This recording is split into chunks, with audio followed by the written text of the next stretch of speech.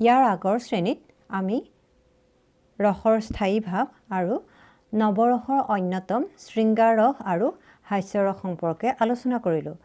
আজি আমি বাকীকেইটা ৰসৰ বিষয়ে আলোচনা কৰিম। ৰৌদ্ৰৰসৰ স্থায়ী ভাৱ ক্ৰোধ। বৈৰী আদিক অৱলম্বন কৰি যি ক্ৰোধ ভাৱ শত্ৰুৰ দ্বাৰা হোৱা অপকাৰ আদিৰ দ্বাৰা উদ্দীপিত, তৰ্জন গৰ্জন, দাঁত কামোৰা, কম্পন আদিৰ দ্বাৰা অনুভাৱিত আৰু গৰ্ব অসহিষ্ণুতা আদিৰ দ্বাৰা সঞ্চাৰিত হৈ সামাজিকৰ দ্বাৰাও আচ্ছাদিত হয়, তাৰ নামেই ৰৌদ্ৰৰস। ৰামায়ণৰ উত্তৰাখণ্ডত সীতাৰ কাৰ্যকলাপৰ জৰিয়তে এই ৰৌদ্ৰৰসৰ প্ৰকাশ পাইছে। নৱৰসৰ অন্যতম এটা ৰস হৈছে কৰুণ ৰস। শোক হৈছে কৰুণ ৰসৰ স্থায়ী ভাৱ। প্ৰিয় বস্তু বা প্ৰিয়জনৰ সৈতে হোৱা বিচ্ছেদ বা তেওঁলোকৰ অনিষ্ট হোৱাত মনত যি দুখ বা শোকৰ ভাৱ উপজে, তাৰ পৰাই কৰুণ ৰসৰ সৃষ্টি হয়। ইয়াৰ উপৰি দুখ দৈন্য, শোষণ, নিৰ্যাতন, স্মৰণ আদিৰ পৰাও কৰুণ ৰসৰ উদ্ৰেক হয়।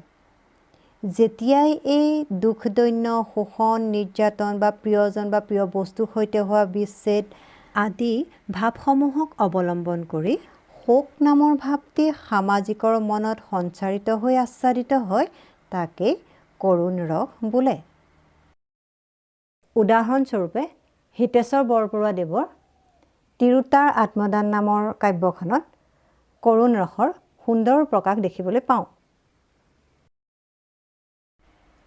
প্ৰিয়ে চকু মেলি চোৱা, কিয় মোক এৰি যোৱা, নিয়া প্ৰিয়ে লগতে তোমাৰ, যাক প্ৰিয়ে নেদেখিলে অভাগাৰ প্ৰাণ জ্বলে, ভালনে অকলে যোৱা তাৰ।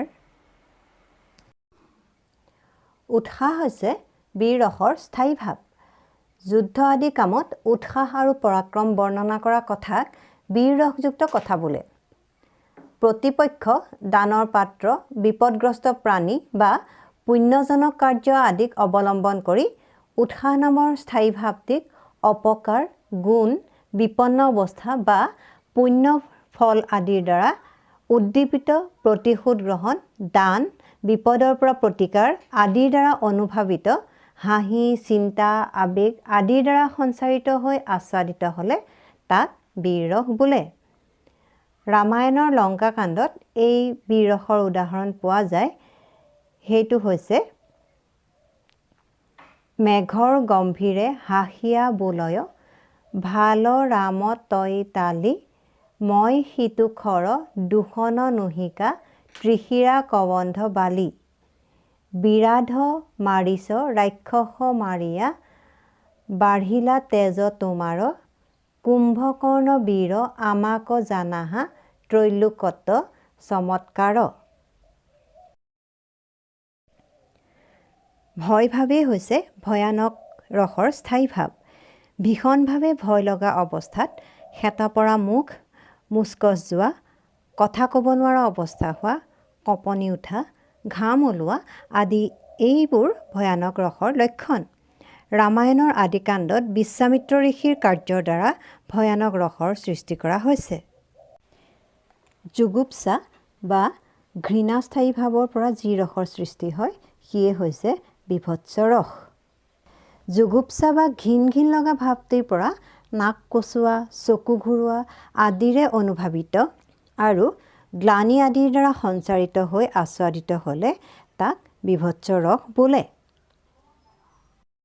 বিভৎস ৰসৰ উদাহৰণ হৈছে কোনো ঠাইত পৰি আছে মৰা গৰু এটা আৰু পৰি আছে কত হাড় গোটা গোটা, গেলিছে মঙহ তাৰ গন্ধে প্ৰাণ উৰে, তাতে পৰি বৰমাখি ভেন ভেন কৰে, এফালে লাগিছে আহি খকুৱা শকুনি, খিকিন্দালি কৰি খাই মাংস টানি টানি, কোনোফালে পোক লাগি পিল পিল কৰে, উঁৱলি মঙহ কতো খহি খহি পৰে, আৰু আছে চুবা চুবি বিষ্ঠা কেউফালে, কেঁচা পকা ধোঁৱা উৰা ঘিন লাগে চালে। বিস্ময় নামৰ স্থায়ী ভাৱৰ পৰা অদ্ভুত ৰসৰ সৃষ্টি হৈছে। অস্বাভাৱিক বস্তু বা ঘটনা দেখি তাক অৱলম্বন কৰি তাৰ অস্বাভাৱিকতা বা অসাধাৰণ মাহাত্ম্য আদিৰ দ্বাৰা উদ্দীপিত, চক খোৱা, গা শিয়ৰি উঠা, চকু বৰকৈ মেল খোৱা আদি অনুভাৱিত আৰু বিতৰ্ক, চিন্তা, আৱেগ আদিৰ দ্বাৰা সঞ্চাৰিত হৈ আস্বাদিত হ'লে তাক অদ্ভুত ৰস বোলে।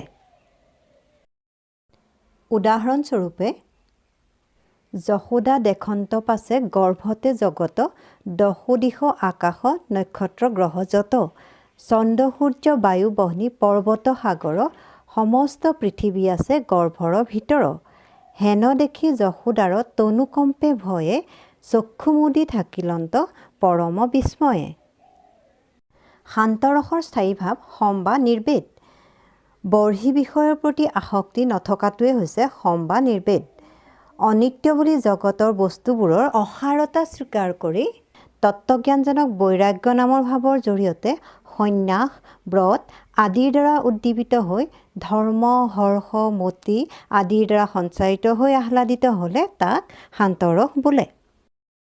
প্ৰাচীন আলংকাৰিকসকলে স্বীকৃতি দিয়া এই নৱৰসৰ উপৰিও কোনো ৰসবাদীয়ে বাৎসল্য ৰস আৰু ভক্তিৰসকো ৰস হিচাপে স্বীকৃতি দিছে।